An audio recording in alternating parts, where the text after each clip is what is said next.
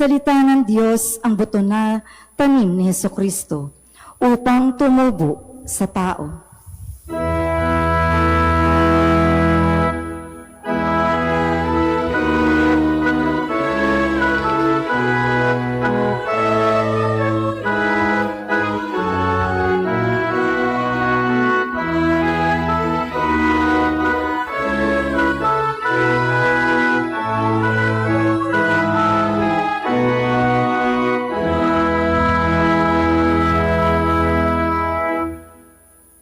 Sumainyo ang Panginoon. At sumayo rin.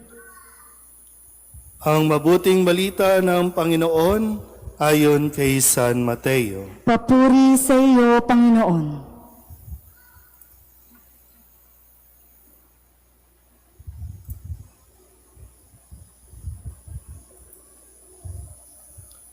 Noong ding araw na iyon, si Jesus ay lumabas ng bahay at naupo sa tabi ng lawa.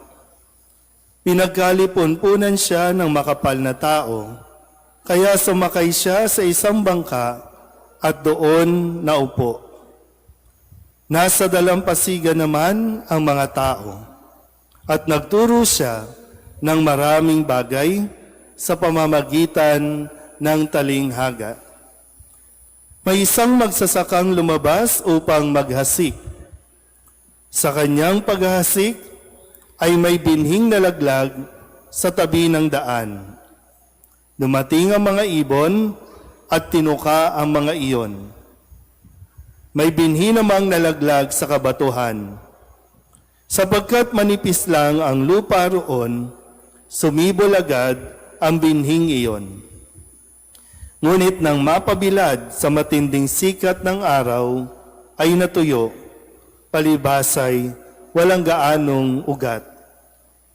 May binhi namang nalaglag sa dawagan. Lumago ang mga dawag at ininis ang mga iyon. Ngunit ang binhing nalaglag sa mabuting lupa ay nag-uhay. May tig sa 100, may tiga-60, at may tig 30 butil ang bawat uhay. Ang may pandinig ay makinig. Ang mabuting balita ng Panginoon. Pinupuri ka namin, Panginoong Hesukristo.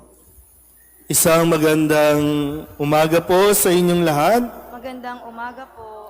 Tayo po ngayon ay nasa 15 linggo sa karaniwang panahon. At muli nating sariwain, alalahanin ang magandang itinuro sa atin sa pamamagitan ng mabuting balita na ipinahayag noong nakalipas na linggo. Malinaw na ang lahat ay iniimbitahan ng Diyos na siya ay magpahinga. Kaya nga ang sabi ni Kristo sa Ebanghelyong ipinahayag, kayong lahat na mga napapagal, mga nabibigatan sa inyong mga pasanin, lumapit kayo sa akin at kayo'y pagpapahingahin ko. Dahil kailangan at mahalaga na humihinto ang tao, nagpapahinga ang tao. Nang sa ganon, magkaroon ng oras sa pakikinig sa mga itinuturo sa atin ng ating Panginoong Hesukristo. Wala pa naman sa atin, maliban na lang, kung talagang igigiit mo sa iyong sarili na alam mo na ang lahat ng bagay sa mundong ito. Kung ganon, edi wow, edi ang perfect mo na. Pero sa totoo, marami pa tayong bagay na dapat matutunan na kailangan nating malaman sa buhay na ito. Kung ano man ang buhay na tinatahak natin, nag-iiba-iba kasi yan.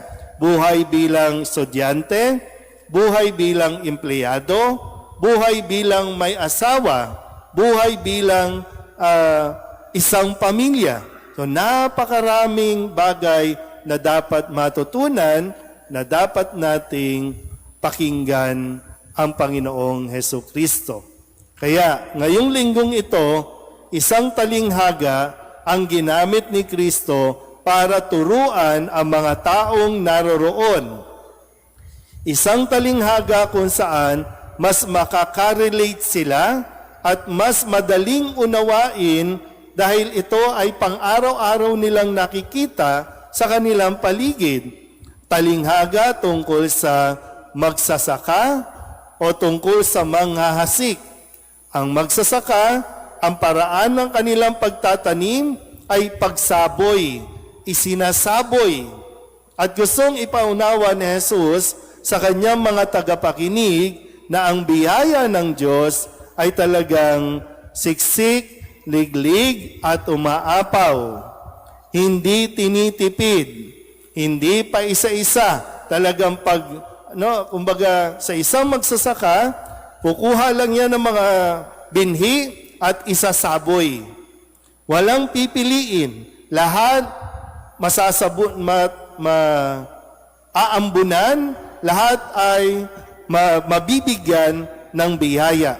Ito ang pagpapaliwanag ni Kristo sa pamamagitan ng paghahasik.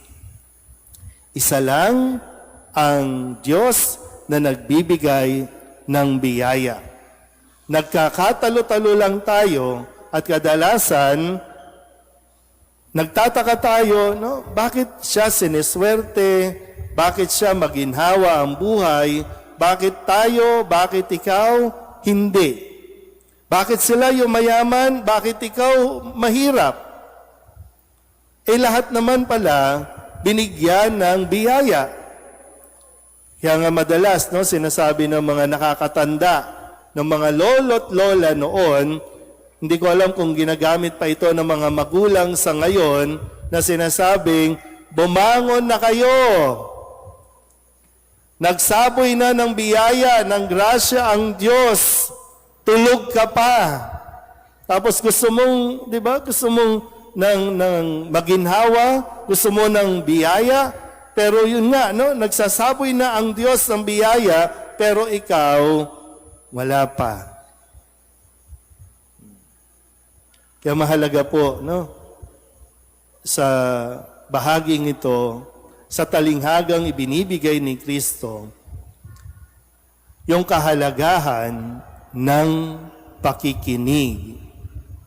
Kasi kahit anong talinghaga ang ibigay ni Kristo, kahit anong magandang salita, pangaral ang ibigay ni Kristo, kung hindi ka naman makikinig, baliwala ito. Kaya nga mayroong iba't ibang tumatanggap. May binanggit dito, nahulog sa daan, nahulog sa kabatuhan, nahulog sa dawagan, nahulog sa isang matabang lupa. So nasaan tayo dito? Pakisabi nga muna sa katabi, makinig ka. Uy. Ganyan, di ba, no? Hindi naman bingi, pero nagbibingi-bingihan. At yan ang pinakamahirap gamutin, yung taong nagbibingi-bingihan. Ang taong bingi, pwede mo nang lagyan ng hearing aid, makakarinig na. Pero ang taong pinipiling magbingi-bingihan, wala tayong mapapala dyan. Kaya tingnan natin, no? Marami po dito, mga magulang, dala-dala ninyo ang inyong mga anak. Mga binhi na binigay sa inyo ng Diyos. Pero ang tanong, kayo bilang mga tagapakinig, kayo bilang mga magulang, nakakatanda, anong uri kayo ng mga nakinig sa biyaya ng Diyos? Diyan makikita sa inyong mga anak.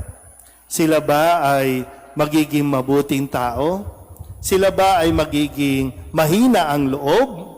Sila ba ay magiging matatag? Sila ba ay magbubunga? Katulad ng sinasabi sa Ebanghelyo, magbubunga ng tig-100, tig-60, tig-30. Nakabase din yan sa ating o sa kanilang napapakinggan sa inyo. Kaya sabi, no, kung makikinig tayo kay Kristo, magkakaroon tayo ng magandang buhay lalo tigit kung ang napakinggan natin kay Kristo, isa sa buhay natin. Kasi hindi lang pwedeng nakinig. Kailangan nating isagawa, isabuhay. So ngayon, ang sabi ulit ni Kristo, ang may pandinig, makinig. Pakisabi nga sa katabi ulit, makinig ka. Di ba mga magulang, no? Mahirap kapag ang mga anak ayaw makinig. Kanino nagmana? Sino ituturo ninyo? Sino bang napapakinggan nila? Simula pa lang sa sinapupunan, naririnig na nila kayo. Either kayong mag-asawa, naririnig na nila, yung lahat ng mga tao sa loob ng bahay, naririnig na nila. Pag lumabas kayo, maririnig nila ang ingay ng mga sasakyan. Pag lumabas kayo ng bahay, maririnig nila ang mga kapitbahay ninyong tsismosa. Ano ang napapakinggan nila? Kaya kailangan mo, ikaw mismo, ngayon, ikaw muna, tayo muna, ako muna, kailangan marunong akong makinig. Kasi hindi ka pwedeng igiit sa aking mga anak, sa inyong mga anak, makinig kayo sa akin. Ako, hindi ako nakikinig. Paano sila makikinig? At yung mga napapakinggan ng mga bata, alam nyo, no, crucial yan eh. Kaya nga hanggat maaari, huwag nyo silang panoorin ng TV. Huwag nyo silang babaran ng social media, ng games. Kasi anong napapakinggan nila? Halimbawa, sa mga kabataan ngayon, anong napapakinggan? Kapag naglalaro sila, anong nangyayari? Paano yung mga salitaan? Ano man tawag doon? Brad, ano yung salita? Trash talk. Di ba, no? Pag nakikipaglaro, may mga trash talk. Yun ang napapakinggan, nade-develop. O kaya pagdating ng high school, namamaril na. Kasi yun ang napapakinggan. Anong napakinggan ng mga bata, ng inyong mga anak, ng mga binhing ipinagkaloob sa inyo ng Diyos? Tandaan nyo, sila, tayong lahat, ay ibinigay na biyaya ng Diyos. Pero meron tayong responsibilidad. Kaya nga, ay nako, huwag kayong magmumura na naririnig kayo ng mga bata. Kung mag-aaway kayo, hanggat maaari, kayo lang dalawa. Pwede naman kayong magsigawan ng pabulong. Nagawa niyo na ba yan? Pabulong lang. Magmumurahan na kayong mag-asawa, pero pabulong. Kasi kinukonsider ninyo, maririnig tayo ng bata. Tapos sasabihin, huwag kayong magmumura. Naririnig kayong nagmumura. Sasabihin, makinig kayo sa amin. Kayo ayaw makinig. Yan, di ba, sabi ng mga psychologists, di ba, sa human development, nasa tiyan pa lang, nakakarinig na yan. Kaya ang tinuturo, di ba, dapat ang tinuturo, habang hindi pa yan nakakabuka ng bibig, yung tenga muna ang uunahin. At ano ang isasaksak sa tenga? Daddy, Mami. Ngayon, anong unang naririnig? Gago. Tapos, normal na lang. Yun eh. Pero di ba, nasaan na yung panahon na maingat ang mga magulang sa pwedeng marinig ng mga bata. Kaya nga tinatakpan pa natin yung tenga ng mga yan eh. Kasi hindi pa proper. Kasi hindi pa siya fully developed na makakapag-decide siya ng tama at mali. Ngayon, inuusgahan na natin ng mga bata na war freak, no, na matigas ang ulo, yun kasi ang napakinggan nila. Kaya mag-ingat.